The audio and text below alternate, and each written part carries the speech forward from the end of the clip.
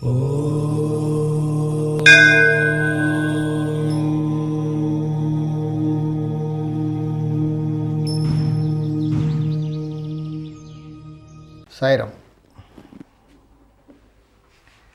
చదువుకున్న వాళ్ళు కూడా, అంటే ఇప్పుడు ఈ కాలంలో ఈ రోజుల్లో ప్రతి వాళ్ళు కూడా చదువుకునే వాళ్ళే. ఒకప్పుడు కాస్త ఇలిటరసీ ఉండేది, చదువుకునే వాళ్ళు చాలా తక్కువ మంది ఉండేది. ప్రతి ఒక్కరు కూడా ఇప్పుడు చదువుకునే వాళ్ళే. అందరికీ కాస్త లోకజ్ఞానం కూడా ఉంది. ఇప్పుడు ఆ రోజులకి ఈ రోజులకి ఎంతో మార్పు ఉంది, లాట్ ఆఫ్ జనరేషన్ గ్యాప్. కానీ ఇప్పటికీ చదువుకున్న వాళ్ళు కూడా నాకు కొంతమంది ఫోన్ చేసి అడుగుతుంటారు, గురువుగారు నా పేరు ఇది, నా నక్షత్రం ఇది, ఏ ఫేసింగ్తో ఇల్లు కొనుక్కోవాలి లేదా ప్లాట్ కొనుక్కోవాలి, పేరుకి నామనక్షత్రానికి చూడాలా లేదా. కొంతమంది ఏమో నాకు దక్షిణ ఫేసింగే అంటున్నారు, నా పేరు ఇది. కొంతమంది ఏమో తూర్పు అంటున్నారు. అంటే వీళ్ళు అడిగేది ఏంటంటే ప్రశ్న, పేరుకి నామనక్షత్రాన్ని చూసి స్థలం కానీ ఇల్లు కానీ కొనుక్కోవాలా, అందులో ఏ ఫేసింగ్ అని వస్తుందో ఆ ఫేసింగే కొనుక్కోవాలా. ఇలాంటి ప్రశ్నలు నేను అప్పుడెప్పుడో టీవీ ప్రోగ్రాం చేసేటప్పుడు, లైవ్ టీవీ ప్రోగ్రాం చేసేటప్పుడు చాలామంది కాలర్స్ ఇలా అడిగేవాళ్ళు. చాలాసార్లు కూడా చెప్పాను నేను. మళ్ళీ ఇప్పుడు కూడా సోషల్ మీడియాలో ప్రోగ్రాం చేస్తుంటే కూడా చాలామంది ఫోన్ చేసి అడుగుతున్నారు ఇదే సేమ్ ప్రశ్న. నా స్టార్ ఇదండి, నా పేరు ఇదండి, పుట్టిన డీటెయిల్స్ ఇదండి, బర్త్ డీటెయిల్స్, నేను ఏ ఫేసింగ్ ఇల్లు కొనుక్కోవాలి, ఏ ఫేసింగ్ ప్లాట్ కొనుక్కోవాలి అని.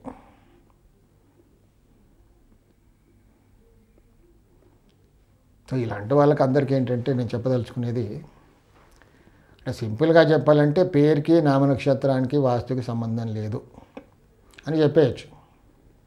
కానీ లేదు అని ఊరికి చెప్తే నమ్మరు కదా. ఎందుకంటే ఏదైనా ముందు భయం కదా, భయం నాటుకుపోతుంది. ఎవరో చెప్పారు నీ పేరుకి ఇదే సూట్ అవుతుంది, ఇతనేమో ఏమి కాదంటున్నాడు, భయం.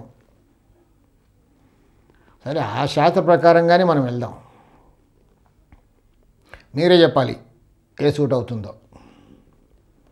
ఒక తన నక్షత్రం ఏదో అనుకోండి, ఆ నక్షత్రానికి ఈస్ట్ ఫేసింగ్ హౌజు లేకపోతే ప్లాటే కొనుక్కోవాలి. సరే ఆ శాస్త్రాన్ని ఒప్పుకుందాం, అలాంటి ఇల్లు లేకపోతే ప్లాటే కొనుక్కున్నాం. కానీ ఫ్యామిలీ మెంబర్స్ అందరు కూడా ఆ స్టార్ కాదు కదా, బర్త్ డీటెయిల్స్ అవి కాదు కదా, మరి వాళ్ళు ఇంట్లో ఎలా ఉండాలి, ఉండకూడదా? కానీ అప్పుడు ఏమంటారంటే గృహ యజమాని ఎవరి పేరు రిజిస్టర్ అయ్యి ఉంది, సో అంతే వాళ్ళకే, అందుకే అదే చూడాలి అని. సరే అది కూడా ఒప్పుకుందాం. ఆ గృహ యజమాని ప్రకారమే ఆ ప్లాట్ కొనుక్కున్నాం, ఆ ఇల్లు ఆ ఫేసింగ్తో ఆ గుమ్మంతో కొనుక్కున్నాం, అందులో ఉంటున్నాం, ఓకే బాగుంది. కానీ మిగతా వాళ్ళందరూ ఆ ఇంట్లో ఉండకూడదా? మరి గృహ యజమాని ఎన్నాళ్ళు ఉంటాడు? పర్మనెంట్గా ఉండడానికి ఏమైనా బాండ్ రాసుకొని వచ్చాడా? ఎప్పుడో ఒకసారి పోవాల్సిందే కదా. అందరూ పుట్టిన ప్రతి వ్యక్తి పోవాల్సిందే, అందరికీ తెలిసే సత్యం. మరి అతను వెళ్ళిపోయిన తర్వాత ఆ ఇంట్లో వాళ్ళ నక్షత్రం అది కాదు కదా, వాళ్ళందరూ ఆ ఇల్లు వదిలిపెట్టి పారిపోవాలా? ఎక్కడికి వెళ్ళాలి మరి? అది మీరే చెప్పాలి.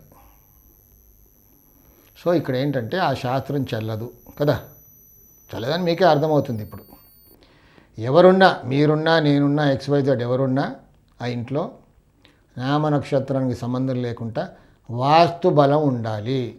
అక్కడ సరి అయిన వాస్తు ఉంటే ఎవరైనా ఉండొచ్చు. లేకపోతే ఆ శాస్త్ర ప్రకారం, ఆ థియరీ ప్రకారం గృహ యజమాని వెళ్ళిపోయిన తర్వాత ఆ ఇంట్లో ఉన్న వాళ్ళందరూ ఇల్లు వదిలిపెట్టి వెళ్ళిపోవాలి కదా. సో కాబట్టి అది వర్తించదని నేను చెప్తున్నాను. ఊరికే నేను చెప్పడం కాదు, ఇలా సత్యం మీకే అర్థమవుతుండాలి. సాయి రక్ష.